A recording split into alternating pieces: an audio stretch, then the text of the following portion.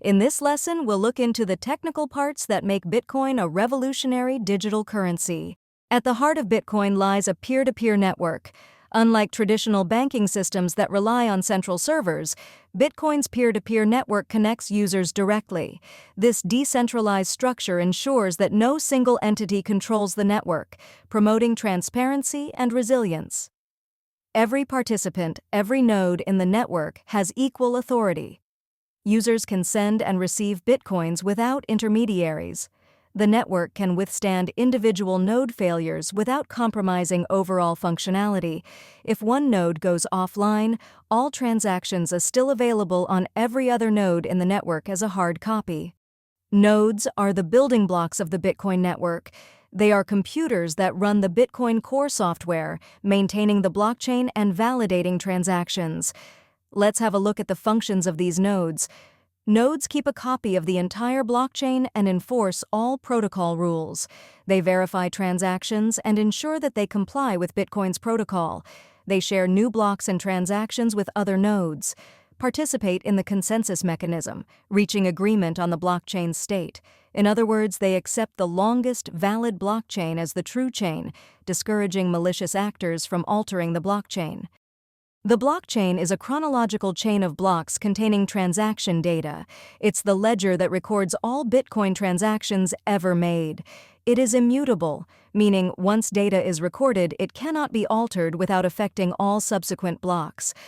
All transactions are visible to anyone on the network, meaning it is absolutely transparent. It is a distributed ledger, which means copies of the blockchain are stored across every node worldwide.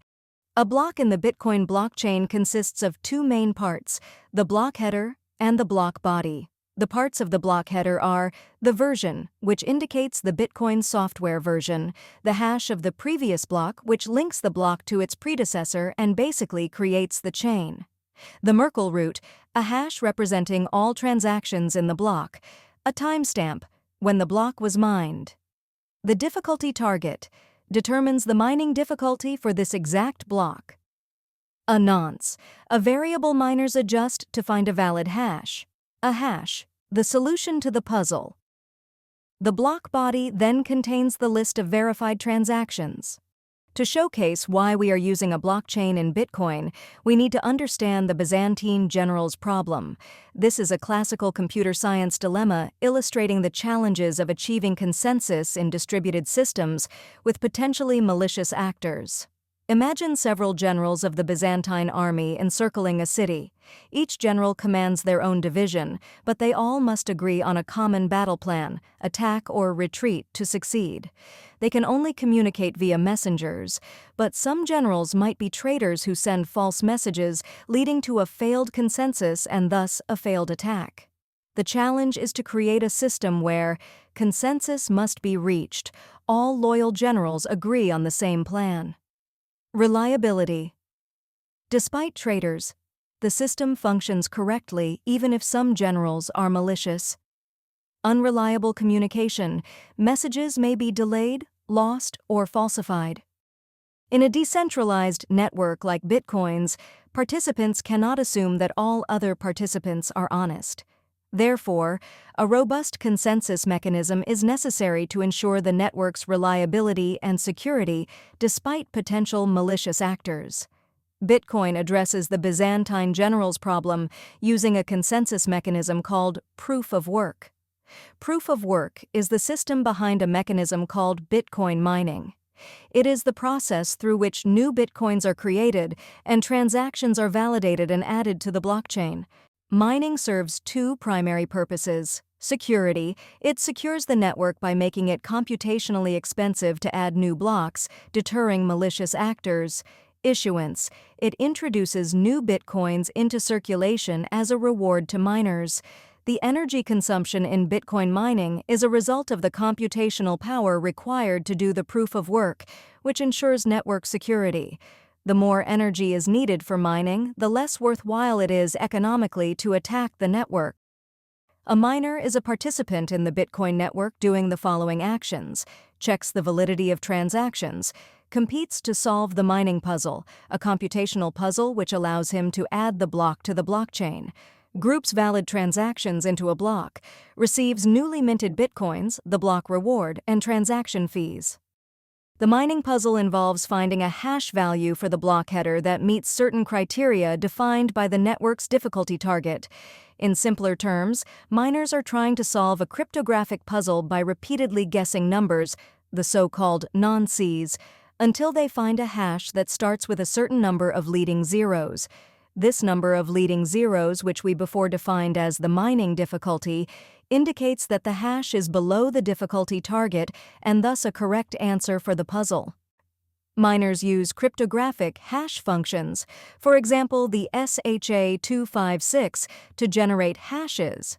It is a cryptographic function that is very easy to check results but really hard to reverse them, meaning that it is really difficult to guess the right hash, but really easy to put a number through the hash function and see if it's correct. Since there are multiple miners competing against each other to solve the puzzle first, they are using hardware specifically designed to calculate these hashes. These so-called application-specific integrated circuits, short ASICs, are specifically designed to generate hashes and replace the formerly used graphics processing units, GPUs, we know from our computers. The advancement of mining hardware has led to increased competition and higher energy consumption in the mining process, which is defined by the so-called hash rate. The hash rate refers to the total computational power used by miners in the Bitcoin network to process transactions and thus secure the blockchain. Its measure is expressed in hashes per second, basically how many hashes are guessed per second. It is also used as an indicator of network security, because a higher hash rate means more computational power securing the network, making it more resistant to attacks. Since it is very difficult for single miners to solve the puzzle in time against the competition, they are organized in so-called mining pools, which are groups of miners who combine their computational resources over a network to increase their chances of solving the mining puzzle before their competitors. Bitcoin's decentralized nature makes it resistant to censorship. No single entity controls the network, preventing authorities from blocking transactions or freezing funds. Once confirmed on the blockchain, Bitcoin transactions are final and cannot be reversed. This immutability is a double-edged sword. It prevents fraud, but also means mistakes cannot be undone. Always verify transaction details carefully before sending. It is also not possible to freeze your funds like on a bank account, since there is no intermediary with the tools and rights to do so, unlike our current banking system, where sending funds from A to B can simply be disallowed.